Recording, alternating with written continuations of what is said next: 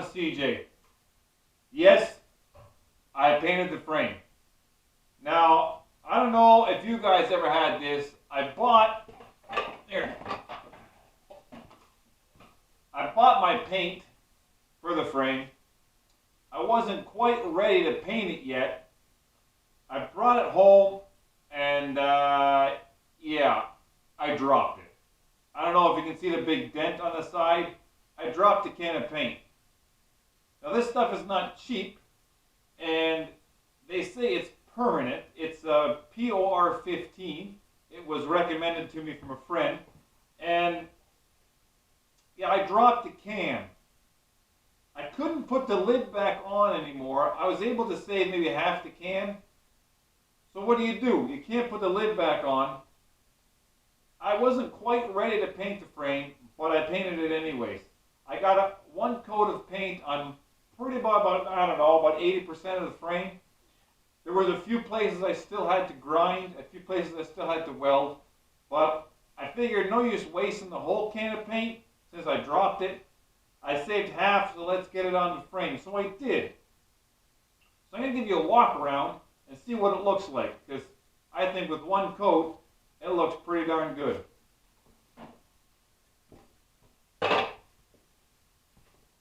Alright guys, this is the frame after one coat of that POR 15 that I put on there. It needs two coats. You notice in a few places, if you look real closely, where I need two coats of paint. But this happens when you drop the can of paint and you have to paint it right away. I wasn't quite ready, but I figured I might as well get on there what I can. If I have to grind some off to do some more welding, at least the paint that I didn't have to grind off or touch is on. Now if you remember, this is two frames. This is two vehicles cut and put back together. The front end is from a 67 and the back end is from a 57. Both Cj5s. But those two body mounts you see there are actually the same body mount. Now there's about 2 feet in there that I have stretched the frame. I welded it back together. It's a little tough to see. On the inside of the frame rail, on the far side, if you can see that, right about here, there's a line there. That's how I welded the frame back together. I didn't do a straight cut. I kind of did like a little S curve there, if you say, or an L shape. I'm not sure what you want to call it, but I didn't want to cut a straight line. I didn't think that was very strong. So I did that on both sides. And I did it I didn't do it straight across from each other. I did it a couple inches offset. I will be putting a flat plate on the inside to give it some more strength right in that seam.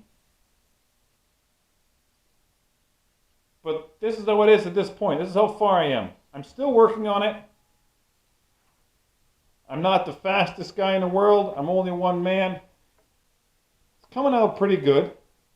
I still need to put in the rear brace and the rear bumper on this end, but I took them off because I want to get them, I painted them up.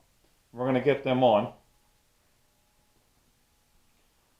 But this is how it looks. I'm pretty pleased with that. I'm pretty happy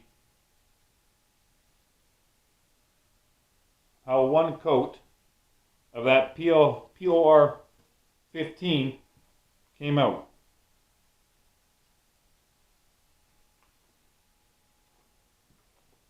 And once again, this frame is upside down. And I have a full-time job farming. So this is kind of just a winter project.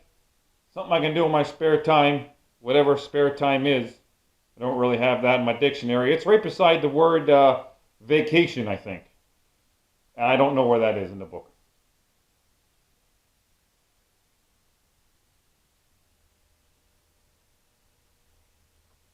But stick with me, guys. I'm still working on this project.